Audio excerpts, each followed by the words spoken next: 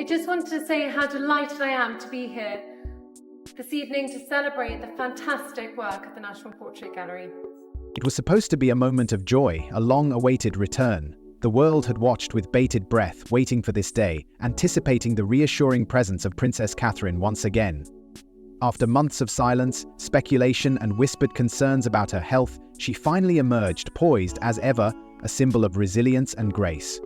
The sight of her, smiling softly, offering her signature wave, was meant to mark the beginning of a new chapter, one of recovery, strength, and stability. But then, just as relief had begun to settle in, Kensington Palace dropped a bombshell that no one saw coming. The announcement, delivered in a carefully crafted statement, was brief yet chilling. It spoke of an unexpected development, a turn of events that no one had foreseen. No details, no explanations, just a vague confirmation that something had changed, something serious. The world had barely begun to process Catherine's return, and now they were left scrambling for answers.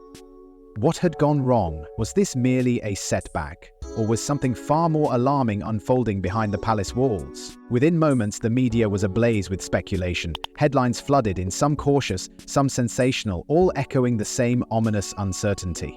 A grim update from Kensington Palace. Princess Catherine's health crisis deepens. The truth they won't tell us. The ambiguity of the palace's statement only fueled the frenzy. If this was merely a minor complication, why not say so? If it was manageable, why was the palace so guarded? The royal family, known for its calculated control over information, had chosen their words carefully, but in doing so, they had only ignited more fear. Royal watchers dissected every phrase, searching for hidden meanings.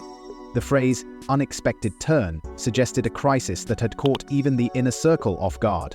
The absence of reassurance, the lack of any promise of improvement, sent an unmistakable message: this was serious. And yet, the royal family remained silent.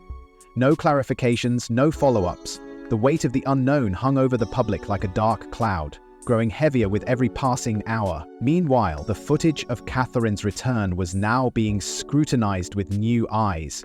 What had once been seen as a moment of triumph was now under suspicion. Some claimed to notice a certain frailty in her stance, fleeting exhaustion hidden behind a smile. Had she been struggling all along? Had she forced herself into the public eye too soon? And if so, why?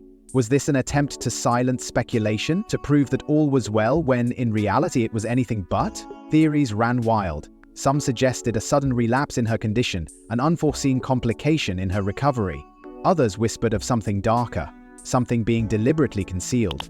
There were murmurs of internal tensions within the palace, of hushed meetings and emergency discussions behind closed doors.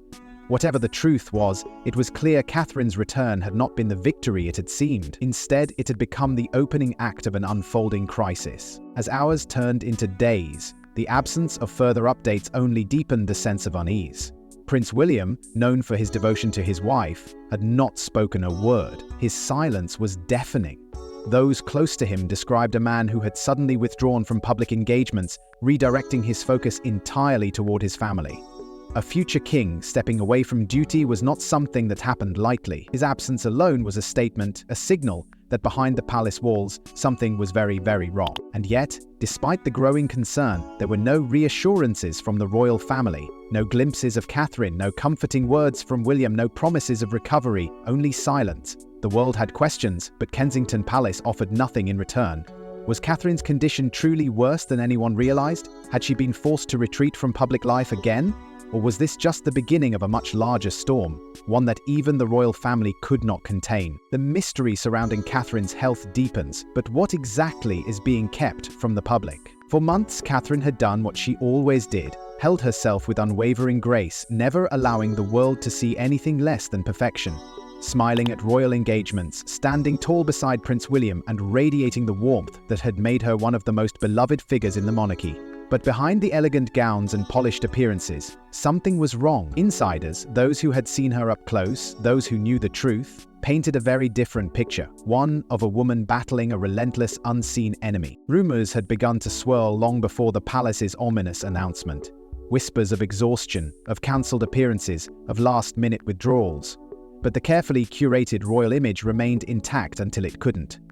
Reports from those within Kensington Palace spoke of a Catherine who was pushing herself beyond her limits, determined to maintain the illusion of strength even as her body resisted. Persistent fatigue, crippling exhaustion, and an inability to maintain her grueling schedule were all signs of a deeper struggle, one that could no longer be ignored. Behind closed doors, the truth was undeniable.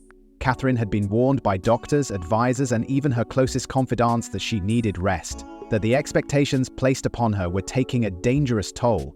But stepping back, even for a moment, was not something she took lightly. As the future queen, she had a duty to the public, to the monarchy, to the institution she had committed her life to. And so she kept going, even when the weight of it all became unbearable. The pressure was unrelenting. Every royal engagement, every public appearance, every moment in front of the cameras was scrutinized. The expectations were suffocating, the demands never-ending. And yet, Catherine refused to show weakness. Even as exhaustion set in, even as her body began to betray her, she stood firm. But those closest to her saw the truth. They saw the strain in her eyes, the moments of unguarded fatigue when she thought no one was watching. They saw the way she fought to keep up, to meet the impossible standards placed upon her. And they feared the worst. Then came the breaking point. A moment perhaps behind the gilded walls of the palace, perhaps in the quiet of her private chambers, when even Catherine had to accept that something had to give. Was it her decision? Or had those around her finally forced her hand, intervening before it was too late? The palace would never say. But what was clear was that Catherine, the poised and polished Princess of Wales, had disappeared from the public eye, and now, in her absence, the questions were mounting. The official statement from Kensington Palace had been carefully worded, designed to say little while implying much. A necessary step back, a focus on recovery, but no specifics, no details. And that, more than anything, set off alarm bells. The royal family had always been skilled at controlling narratives, at revealing only what they wished the public to see, but this time, their silence spoke louder than any statement ever could. The real question is, why has Kensington Palace remained so secretive? The palace had spoken, but rather than putting an end to the speculation, their words only deepened the mystery. A vague, carefully worded statement crafted with precision, designed to say as little as possible. They acknowledged that Catherine's health had taken a turn, a phrase so deliberately ambiguous that it raised more alarm than comfort. There were no details, no reassurances, no timeline for recovery, just an unsettling confirmation that something had changed. But what? And why weren't they saying more? For a family that had spent generations perfecting the art of public relations, this was not an oversight, it was a calculated move. The royal family had always been selective with the truth, revealing just enough to maintain control, but never enough to expose their vulnerabilities, and this time the gaps in their story were impossible to ignore. The press dissected every word, searching for hidden meanings. Experts weighed in, questioning the palace's motives. Why release a statement at all if it only invited more speculation? Why not end the rumors with clarity and transparency? Unless, of course, the truth was far worse than anyone imagined. Behind closed doors, the whispers grew louder. Reports surfaced of increased security around Catherine's private residence, of unannounced visits from medical specialists, of urgent late-night meetings between senior royals. Something was happening, something the public was not meant to know. The palace insisted that Catherine was receiving the best possible care, yet their refusal to elaborate only made their silence more suspicious. What were they hiding, and why? Some believed it was a matter of protecting Catherine's privacy, shielding her from the relentless scrutiny that had consumed so many royals before her. But others weren't convinced. The palace had never been shy about using health scares as a means of controlling public perception. Queen Elizabeth's final days had been shrouded in similar secrecy. Announcements were made only when necessary, always omitting crucial details, and always maintaining the illusion of stability until the very last moment. Was Catherine's situation following the same pattern? Was the monarchy bracing for something it wasn't ready to admit? Theories swirled. Some suggested an undisclosed condition, something the palace had known about for months, but had chosen to conceal. Others speculated that this was a crisis of an entirely different nature, one that had nothing to do with health at all. Internal conflicts, pressures from the crown, a personal battle too private to be made public. But without answers, the world was left to guess, and that more than anything fueled the growing sense of unease. And then, Prince William made a move that spoke volumes. Prince William had always known his duty. From the moment he was old enough to understand the weight of the crown, he had been prepared and trained to put responsibility above everything else. But now, Faced with a decision no royal had ever taken lightly, he made his choice. Without hesitation, without concern for protocol, he cleared his schedule. Every engagement, every royal duty put on hold indefinitely. The future King of England had one priority now: his wife, his children, and whatever battle they were facing behind closed doors. The significance of this decision was not lost on those who understood the monarchy's unspoken rules. Royals did not simply step away. Duty always came first. That was the expectation. The responsibility of the crown did not pause, not for grief, not for personal struggles, not even for love. But William had made a statement without saying a word. He was not just a prince, he was a husband, a father, and a man who knew loss all too well. The echoes of his past were impossible to ignore. His mother, Princess Diana, had fought her battles alone, trapped in a life that demanded her silence, even as she suffered behind the palace doors. She had once longed for the same support William was now giving Catherine, but in her time there had been no one to put her first. No one is willing to challenge the rigid expectations of royal duty, and in the end the cost had been unimaginable.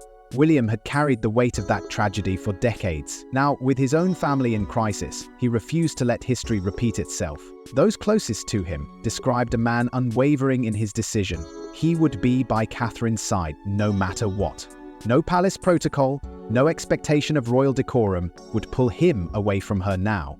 Insiders revealed that he had moved his base to their Windsor home, ensuring that Catherine and their children had his full attention. His absence from public life was more than a logistical shift. It was a clear signal. Whatever Catherine was facing, it was serious, more serious than the palace had admitted. Speculation grew. Was this simply a husband standing by his wife in a moment of need, or was there something more? Was this the action of a man preparing for the worst? With no updates from Kensington Palace, the questions only deepened. What did William know that the rest of the world didn't? What truth was he protecting his family from? And if the heir to the throne was stepping back, what did this mean for the monarchy itself? As William stands by Catherine, the monarchy faces unexpected challenges. The absence of Princess Catherine was more than just a personal struggle. It had left a void in the very structure of the monarchy. She was not just a beloved royal, she was one of the most visible, active, and influential members of the family. Her engagements, her causes, and her ability to connect with the public were not duties that could simply be paused. And yet, Kensington Palace had no choice. With Catherine stepping away, a delicate balancing act had begun. The monarchy was now in crisis mode, scrambling to maintain its carefully curated image without alarming the world. Internally, the weight of this sudden shift fell on the shoulders of senior royals. Queen Camilla, Princess Anne, and the Duchess of Edinburgh were now being called upon to fill the gap, taking on additional responsibilities to keep the monarchy functioning. But while they were experienced, respected, and deeply embedded in royal life, they were not Catherine. They lacked her unique appeal, the warmth that had made her such a vital bridge between the royal family and the public. Catherine's presence had given the monarchy a sense of modernity, a relatability that no one else could replicate. Without her, something was missing, and people were beginning to notice. Behind palace walls, officials were working tirelessly to manage the situation. Every move was being calculated: how much to reveal, how much to conceal, how to ensure that Catherine's absence did not cast a shadow over the stability of the monarchy. There was no room for uncertainty. The royal family had survived centuries of turmoil by presenting itself as unwavering, unshakable. But now, for the first time in years, cracks were beginning to show. Would Catherine's role be waiting for her when she returned? Or would this moment mark a permanent shift, one in which other members of the family would quietly assume her responsibilities for good? The deeper question was one the palace dared not ask out loud. If Catherine's health did not improve, what then? Would she be forced into the background of royal life, retreating from the public eye permanently? And if so, how would this reshape the future of the monarchy itself? William, the future king, had already stepped back to be with her. If his absence became prolonged, it would set a precedent the monarchy had never faced before. For a family built on the principle of duty above all else, the idea that two of its most important figures could step away, even temporarily, was deeply unsettling. But the royal family was not just managing a crisis within their own ranks. They were facing something even more unpredictable: the reaction of the public. As the monarchy adapts, the public is reacting overwhelmingly. The silence from Kensington Palace was deafening. But the world was not willing to wait. In the absence of answers, something extraordinary happened. An outpouring of love, concern, and solidarity unlike anything seen before. Across social media, a movement began. The hashtag #PrayForCatherine flooded timelines, trending worldwide within hours. From royal watchers to celebrities, world leaders to everyday citizens, messages of support poured in. Carrying one resounding message: Catherine was not alone. Candlelight vigils soon followed. In London, in Paris, in New York and beyond, people gathered, holding flickering flames in the darkness, their prayers whispered into the night. Outside Buckingham Palace, a growing sea of well-wishers stood in solemn unity, leaving flowers, letters, and handwritten notes of encouragement. Some spoke of gratitude for the years Catherine had dedicated to public service, for her work in mental health advocacy, and for the quiet strength she had always carried with such grace. Others simply expressed hope that whatever she was facing, she would emerge stronger. For the first time in recent history, it was not just the monarchy holding the attention of the people, it was Catherine herself. This moment was no longer about duty or royal tradition, it was personal. She had spent years dedicating herself to causes that uplifted others. Now, the world was rallying behind her. Her work in early childhood education, her unwavering commitment to mental health awareness, and her efforts to break the stigma surrounding emotional struggles, all of it had resonated deeply. She had become more than a princess. She was a symbol of resilience, of kindness, of quiet but undeniable strength. The crisis had done something unexpected. It had strengthened the emotional connection between Catherine and the people. It was no longer just admiration. It was something deeper. Those who had never met her felt invested in her battle, as though she were a beloved friend rather than a distant royal figure. And as the uncertainty stretched on, that connection only grew stronger. But the questions remained. The well-wishes, the global concern, the endless prayers, none of it changed the fact that the palace was still silent. The public could offer support, but they could not offer answers. And the one question that no one dared ask aloud loomed larger with each passing day. What if Catherine's recovery takes longer than expected? For centuries, the monarchy has been built on a single, unwavering principle: duty above all else. Illness, personal hardship, even grief, none of it was ever meant to interfere with royal responsibilities. Queen Elizabeth II embodied this tradition, carrying out engagements even in moments of personal pain, remaining steadfast until the very end. It was the expectation of every monarch, every royal consort. And now, as Catherine battles an undisclosed health crisis, the question looms: will she be expected to do the same? Or is this the moment when everything changes? The royal family has always presented an image of strength, an institution untouched by the vulnerabilities of ordinary life. But Catherine's absence has forced a reckoning. The reality is undeniable. Her role is irreplaceable. She is not just the wife of the future king, she is a pillar of the monarchy itself. For years, she has carried out engagements, championed causes, and solidified public trust. If she is unable to return to her full duties, the monarchy faces a crisis unlike any before.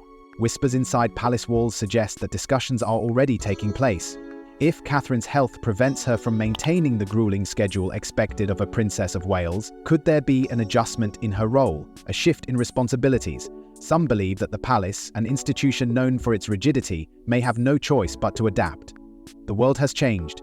The expectations placed upon royals are no longer unquestioned, and Catherine's battle, whatever it may be, could be the moment that forces the monarchy to rethink its priorities. But it is not just Catherine's future that hangs in the balance. Prince William's decision to step away from his royal duties, even temporarily, has sent shockwaves through the establishment. His commitment to family over obligation is unprecedented. Could this be the start of a new kind of monarchy, one where personal well-being is placed above relentless duty? Or is this a sign of something deeper? If Catherine's condition remains uncertain, will William continue to limit his royal engagements? And if so, what does that mean for his path to the throne?